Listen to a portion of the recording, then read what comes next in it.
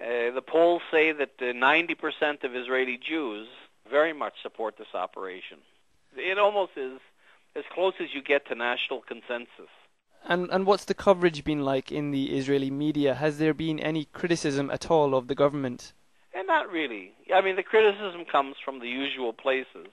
There's a few journalists, but essentially we have here what's called a recruited press.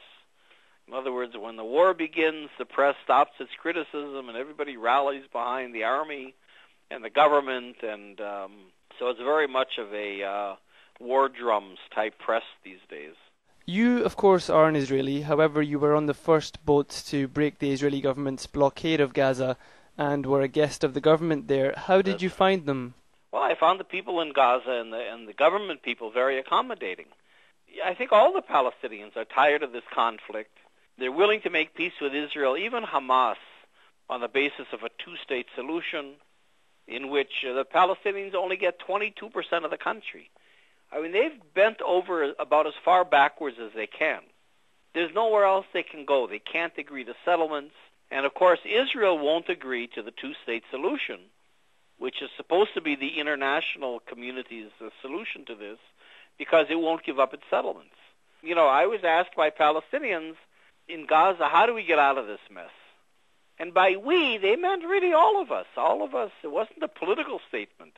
And, of course, the answer is that the problem is the Israeli Jewish public. It isn't the Palestinian public. That's the problem, because we think we can have our cake and eat it too. We can have our country on 78% of the country. We can have the settlement blocks. We can have Jerusalem, and somehow the Palestinians will make do with the crumbs.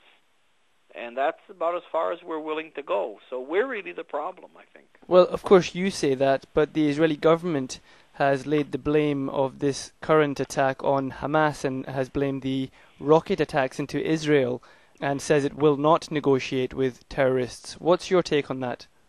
The Israeli government has played the victim card and the we're not responsible card and blame them card for the last 60 years at least. I mean, we're never responsible for anything. Can you think of anything that ever happened here that we're responsible for? It's always them. 20 years ago, before there was a Hamas, the PLO in 1988 agreed to a two-state solution. Israel could have had peace 20 years ago. It didn't need Oslo.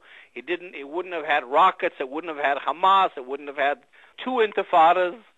It could have had everything it wanted. It could have had 78% of the country. And yet it said no because Israel preferred its settlements over peace. The whole thing about rockets and what triggered this, that's the last 5 minutes of the conflict.